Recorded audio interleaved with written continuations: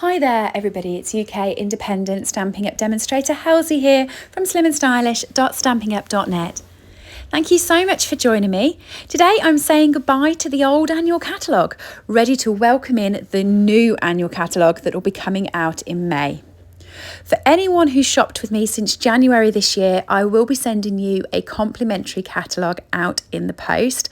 But if you haven't shopped with me and you would like to see the new catalogue, I send them out free within the UK, so just give me a nudge and I will pop one in the post to you. But over the week, I'm going to be saying goodbye to some of my retiring favourites from the annual catalogue. So do make sure that you've subscribed to my channel and you'll be able to see a new project each day saying goodbye to some of the stamp sets that I've had over the year and thoroughly enjoyed using. There's a whole heap of stuff that's retiring, which is dead exciting for me because after having them for a year, I'm a little bit bored of a few of them now and I want some new goodies to play with. So let me have a talk to you about what is going, and then you can head over to my store, SlimmandStylish.stampinup.net, and check out the clearance. Some of these products are up to 60% off, but when they're gone, they're gone. So get there quick. The clearance sale is on for a month, but like I said, once they're gone, they're gone. Okay? One of the things that's the big talking point about the new catalogue is that we're having a colour refresh. This is quite exciting for me. One of my favouriteest ever colours is coming back and a few of the other colours are going. So what I'm going to do before I start this project is talk you through which colours are staying and which colours are going. And then as soon as I've done that, I'm going to start on saying goodbye to a stamp set and I'll create a card using it. And I'm going to bring a different video to you each day. So heading to the colour section of the annual catalogue, let me tell you what's going. So the 2021-2023 in colours, let me talk in colours to you. We have 5 new in colours come every year and they last for 2 years. So these ones here came 2 years ago and now they are retiring. And the ones to the left of it, they come last year and they'll have them for another year. What's great about this is Fresh Freesia, which is this end one, which was my favourite in colour, is actually staying in the colour refresh and is going to become a core colour. So we're saying goodbye to Polished Pink, Pale Papaya, Evening Evergreen and Soft Succulent, but we're keeping Fresh Freesia. Over in the Brights collection, we're saying goodbye to Mango Melody, goodbye to Bermuda Bay and goodbye to Pacific Point. Now I am a little bit upset about Mango Melody and Bermuda Bay because they were my 2 favourite colours. They're the only 2 colours that are going that I'm genuinely upset about. The others, I can't wait to see the replacements. Over in the Neutrals collection, we're getting rid of Merry Mallow, Soft Suede and Sahara Sand, and we'll be getting 3 new colours coming to this collection. Make sure you subscribe to my channel and I will show you all of the new colours when they become available. Regal's collection, we are losing Rich Razzleberry at the very end. Rich Razzleberry. We're losing that colour at the very end. So we're just losing 1 out of that collection. The Subtles collection we're losing the most out of. So we're going to be losing 4 colours from here. We're losing Blush and Bride, So Saffron, Pear Pizzazz and Mint Macaron. So the 4 of them will be going and we'll be getting 4 new Subtles colours. Now, as I said, do pay attention to my channel as I will show you all of the new colours and projects to make with them. So today we're going to be saying goodbye to a stamp set. Now I'm going to be putting a different video out each week. It'll have this same front, but the rest of it will be a different card. So let's see which of my favourite stamp sets we're saying goodbye to today. And don't forget to head over to SlimmandStylish.stampinup.net to pick up any of the retiring goodies from the catalogue. And here's today's card, a bright and happy perfect birthday card. I've loved creating this one. So this was using one of my favourite bundles from the old catalogue, Blessings of Home with the coordinating dies.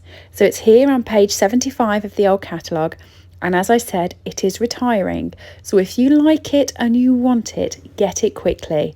SlimmandStylish.stampinup.net. So I'm going to be creating this card today. I'm going to be using the big stamp and I'm also going to be using the dies for these before adding them to my pile of goodbyes. So I'm using a A5 piece of basic white cardstock because I'm going to stamp this 3 times. I'm using Memento ink because I'm going to be blending, and I'm going to stamp this onto the set 3 times. You could do it 4 if you wanted. Anything that will create a collage of them at the end. Okay, so if you're using perhaps a smaller stamp set, you might want to put a few more onto your card. And then we're going to be blending these in. So I've sped this video up. I don't blend at this speed, but I thought, you know, it's going to be so boring if you sit and go through it. It took me about 20 odd minutes. So I'm using Old Olive Light and Dark on all of the leaves. And don't shout at once. I know I forget some. It's on that first one that I did just down towards the bottom, and I do come in later and recolour it in. This is Calypso Coral Light and Dark, and I'm actually using the shading that's in the stamp set. So Stampin' Up are very good at this.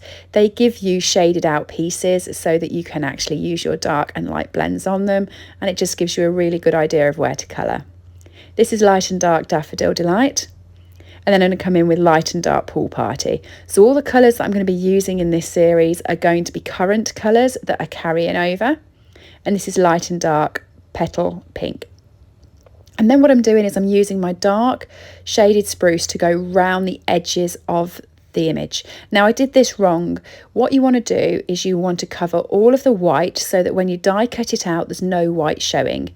I thought just a line would help, but it actually didn't. So after I die cut it out, which are here, I'm then having to go round the edges and colour that in shaded spruce so that you actually cover up all of the white, and then when it goes onto your shaded spruce card base, it will actually fit and you won't see the white halo around the image.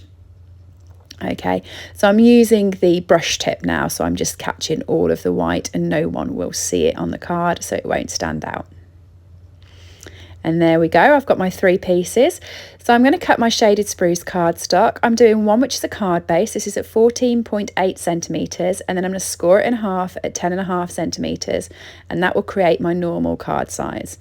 And then I'm just going to cut the other piece at 10.5 centimetres, and you'll see that's 14.8 as well because that was in the middle. So this will be my card front. Fold and burnish. There's my card base, there's my card front, and I'm just going to be using my card front for this piece.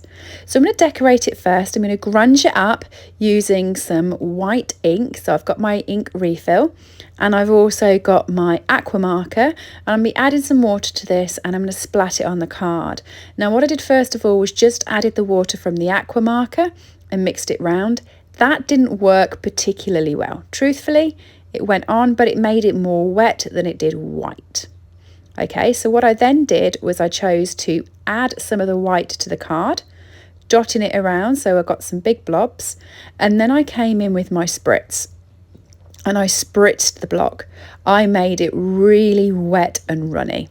Okay, and then I added my aqua marker, and you can see that worked a lot more effectively. So if you're going to do this, do it that way. Okay, I'm going to be using my heat emboss tool just to dry it so that I can start playing. Normally I'd leave it to dry on the side, but you know, I'm doing a video, so I did it with my heat gun. And then position the images whichever way you like on the card, and you want to fill as much of the card with these, and you want them to float. So add some dimensionals at the back and stick it up. Now don't worry about it overhanging off the cardstock, because what we're going to do is we're going to trim it round, and the bits that we trim off we're going to use. Okay, not all of them, but the majority of them we will. So add them on. I'm just adding them with 4 dimensionals per piece so that it holds up, and when I get to the smaller pieces I'll just use 2, but you want it so it's not going to go flat. Okay. And my third one at the top corner. Now you can see there's some gaps in the card where you think maybe I should have stamped another one and coloured it in, but when we actually trim the overhang off, we can use the overhang to actually fill those pieces up. You'll see what I mean in a minute, but trim it as neatly as possible from around the card,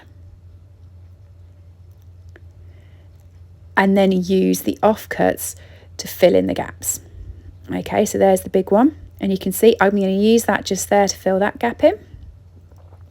Add in a couple of dimensionals, pop it on, chop it off, and then you've got a piece for the other side as well.